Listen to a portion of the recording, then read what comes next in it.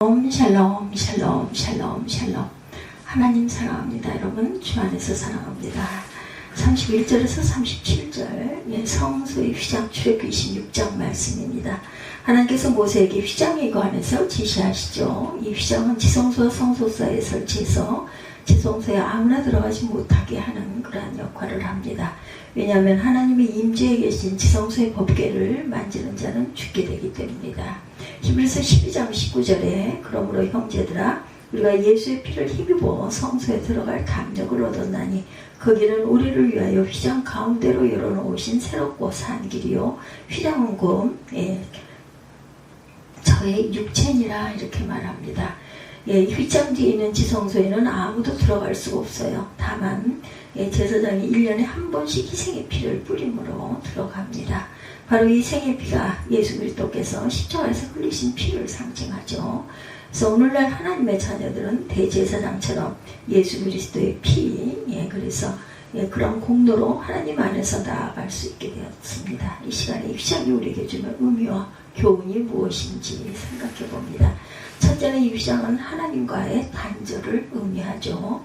휘장은 성소와 지성소를 구분하는 막이에요. 지성소는 거룩하신 하나님 계신 곳이기 때문에 그곳에 죄인인 인간이 들어갈 수가 없었습니다. 오직 대제사장만이 1년에 한 번 들어가서 백성들의 죄악을 용서해달라고 기도할 수가 있었던 것이죠. 모세의 형 아론의 두 아들이 하나님 앞으로 나아가다가 죽어요. 아론의 두 아들 나답과 아비후가 하나님이 명하지 않은 다른 불을 향후에 담았다가 하나님 앞에 분향을 하죠. 그러자 하나님 앞에서 불이 나와서 두 아들은 삼켜서 죽게 됩니다. 아론의 두 아들은 아무렇게나 제사를 드리다가 또한 죽임을 당한 것이죠. 아론의 두 아들이 죽은 후에 하나님께서 모세에게 말씀하십니다.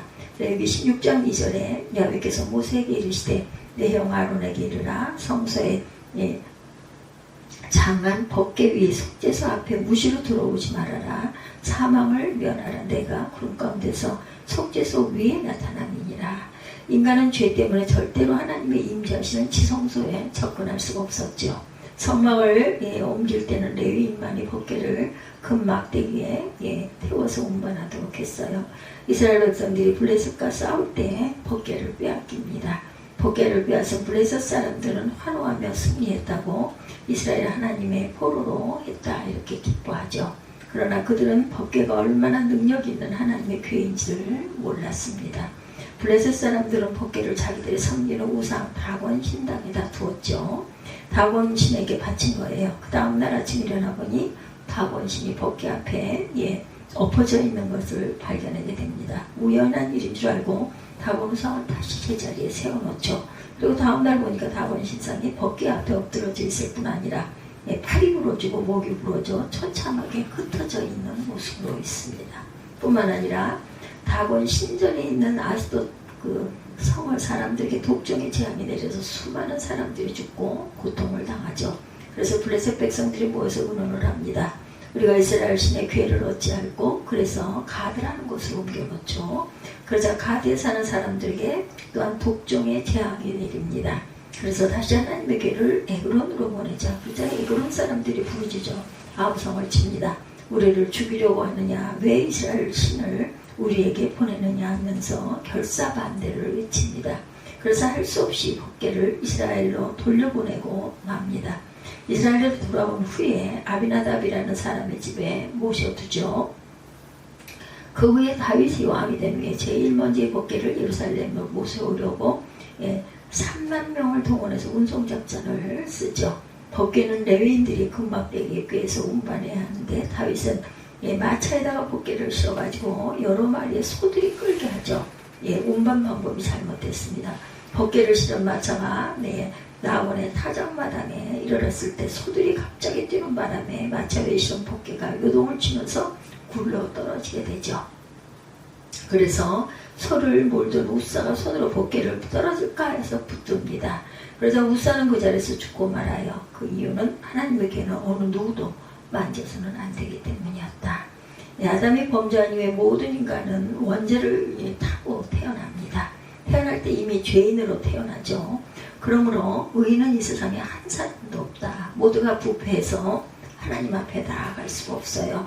이스라엘 백성이 휘장 때문에 하나님께 나아갈 수 없었던 것처럼 하나님과 우리 사이에는 죄악의 휘장이 가로막혀 있어서 하나님께 나아갈 수가 없습니다. 처럼 하나님 앞으로 나아갈 수 없는 사람은 결국 죽은 분이다. 이 성소의 휘장이 우리에게 주는 교훈은 범죄하면 하나님과 단절될 수밖에 없다는 것이죠. 하나님과의 교제가 막히는 것입니다. 하나님과의 교제가 끊어지면 인간은 불안해져요. 마음의 평안을 잃게 됩니다. 또한 행복이 마음의 평안을 누리며 사는 행복이 이르지 못하죠. 행복을 소유한 것이 아닌 존재에 있는 것이죠. 내가 지금 하나님과 교제하며 사는 존재일 때 나는 복된 인생을 살게 되죠. 아무리 재산이 많고 사회적으로 지위가 높아도 하나님과 단절된 인생은 불행한 삶입니다. 이처럼 하나님과의 교제가 단절된 사람은 인간과의 단절 또한 가져오죠. 부모와 자식 간의 단절, 남편과 아내와의 단절, 또한 성도 간의 단절이 이루어지죠. 그러므로 우리는 하나님과 나 사이에 단절이 없어야 하겠다. 예수 그리스도께서 십자가에 돌아가심으로 하나님과 우리 사이의 단절을 바꾸어서 화목하게 하시고 하나님을 아버지라 부를 수 있도록 하셨어요. 하나님과의 교제를 회복시켜 주십니다. 그래서 우리는 이제 하나님과의 관계 회복을 통해서 사람과 사람 사이의 관계도 회복해야 한다. 형제와 형제 사이의 관계가 또한 회복되어야 합니다. 남편과 아내 사이의 관계가 회복되어야 합니다. 마태복음 5장 24절에도 예수께서 예물을 제단 앞에 두고 먼저 가서 형제와 화목하고 그 후에 와서 예물을 드리다 말씀하시죠. 화해를 하기 위해서 용서해 주시고 둘째로 찢어진 휘장을 한 번 더 생각해 보죠. 예수께서 십자가 위에서 돌아가시는 순간 예루살렘 성전 안에 있던 성소 휘장이 위에서부터 아래로 찢어져서 이 지성소 안이 훤히 드러나게 되죠. 이 사실은 공간복음서인 마태마가 누가 복음에 다 기록되어 있습니다. 휘장은 그 두께가 4cm로 아주 두꺼운 휘장이었어요. 이 휘장이 얼마나 튼튼하게 꿰매어져 있었는지 황소와 안쪽에서 그 휘장을 잡아당겨도 찢어지지 않을 정도였다고 하네요. 그런 휘장이 위에서부터 아래까지 쫙 찢어집니다. 이것은 사람의 힘으로 도저히 불가능한 일이었습니다. 전적으로 하나님께서 역사하신 것이다. 전에 내려오는 말에 의하면 제사장들이 갑자기 휘장이 찢어지니까 당황해서 급히 꿰매려고 했지만 도저히 꿰맬 수가 없었다고 합니다. 우리 주님께서 십자가 위에서 다 이루었다고 선언하시는 순간 지성소의 성소 사이를 가로막았던 휘장이 찢어진 것이에요. 그리스도의 몸이 십자가 위에서 찢어지는 순간 휘장이 찢어진 것입니다. 이런 놀라운 일이 있은 이후부터 우리는 그리스도를 믿음으로 하나님 앞에 나아갈 수 있게 됐어요. 우리의 죄악이 아무리 크고 많다 하여도 주께서 대신 치르신 속죄의 공로로 우리는 이렇게 하나님 앞에 나와 예배를 드릴 수 있게 된 것이다. 우리는 지금 휘장 안에 있는 성소와 지성소에 들어와 있습니다. 하나님의 비단에 들어와 있어요. 그러므로 우리는 하나님의 말씀의 비단에 내 자신을 비춰보아야 할 줄 믿습니다. 그리고 더럽고 추한 죄악의 누더기 옷을 벗어버리고 그리스도의 피에 그런 세탁한 속죄의 세마포 새 옷을 입어야 할 것이에요. 셋째는 휘장이 찢어짐으로 은혜의 보좌 앞에 담대히 나가게 되었다. 히브리서 기자가 말하죠. 형제들아 우리가 예수의 피를 힘입어 성소에 들어갈 담력을 얻었나니 그 길은 우리를 위하여 휘장 가운데로 열어놓으신 새롭고 산 길이요 휘장은 곧 저의 육체니라 이렇게 말씀하고 있습니다. 휘장 안에 들어가는 길은 새로운 길이고 산 길이다. 즉 평생의 길이라고 말씀합니다. 지성소 안에는 법궤가 있고 법궤 위에 속죄소가 있어요. 이 속죄소는 법궤를 덮는 뚜껑인데 그 위에 두 천사가 서로 마주보고 앉아 있습니다. 이 속죄소를 은혜의 보좌다 이렇게 말하죠. 히브리서 4장 16절에 우리가 긍휼하심을 얻고 때를 따라 돕는 은혜를 얻기 위하여 은혜의 보좌 앞에 담대히 나아갈 것이다. 여기서 긍휼하심을 받았다라는 말은 휘장이 열려져 있다라는 말씀입니다. 때를 따라 돕는 은혜란 꼭 맞추어 주시는 은혜, 늦기 전에 받은 은혜, 필요에 따라 주시는 은혜라는 말씀입니다. 적재적소의 은혜를 내려주시고 때에 맞게 은혜를 주시는 은혜를 얻기 위해서 은혜의 보좌 앞에 담대히 나아가자. 이 은혜의 보좌가 곧 교회죠. 저와 여러분의 교회를 향해 올 때 하나님의 은혜의 보좌에 나온다는 것을 잊지 마시기 바랍니다. 교회 나오실 때 하나님을 만나 뵙기 위해서 온다고 생각하세요. 이스라엘 백성들이 성전을 향해서 나올 때 이런 찬송을 불렀죠.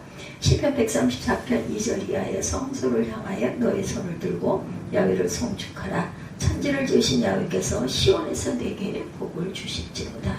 시편 121편에도 내가 산을 향하여 눈을 들리라. 이 찬양 우리 많이 합니다. 나의 도움이 어디서 올까? 나의 도움은 천지를 지으신 야훼께서로다. 야훼께서 너를 지켜 모든 환난을 명쾌하시며 또 내 영혼을 지키시리로다. 야훼께서 너의 출입을 지금부터 영원토록 지키시리로다. 은혜의 보좌로 나아가는 성도를 하나님께서 도와주십니다. 지성소는 피난처로 들어가는 곳이죠. 광야 생활이 아무리 거칠고 험난하고 폭풍우가 몰아쳐도 지성소는 언제나 고요하고 평안한 곳입니다. 우리가 그리스도께 나아갈 때 우리 하나님께서 우리를 보호해 주시고 참 평안을 주신다는 것, 그리고 더럽고 추한 죄악의 누더기 옷을 벗어버리고 그리스도의 피로 세탁한 속죄의 세마포의 새 옷을 입어야 할 줄로 믿습니다. 셋째는 휘장이 찢어짐으로 은혜의 보좌가 우리 앞에 이르게 되죠. 형제들아, 우리가 예수의 피를 힘입어 성소에 들어갈 담력을 얻었나니 그 길은 우리를 위하여 휘장 가운데 열어놓으신 새롭고 산 길이요 또한 휘장은 곧 저의 육체니라. 히브리서 기자가 말하죠. 휘장 안에 들어가는 길은 새로운 길이고 산 길이다. 즉 영생의 길이라는 것입니다. 지성소 안에는 법궤가 있고 법궤 위에 속죄소가 있어요. 이 속죄소는 법궤를 덮는 뚜껑인데 그 위에 두 천사가 서로 마주보고 있습니다. 이 속죄소를 은혜의 보좌다.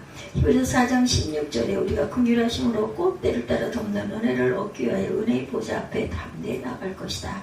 여기서 긍휼하심을 받았다는 말은 휘장이 열려져 있다는 말씀입니다.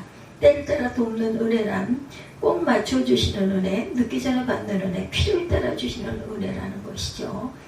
적재적소의 은혜를 내려주시고 때에 맞게 은혜를 주신 그 은혜를 받기 위하여 은혜의 보좌 앞에 담대히 나아가자.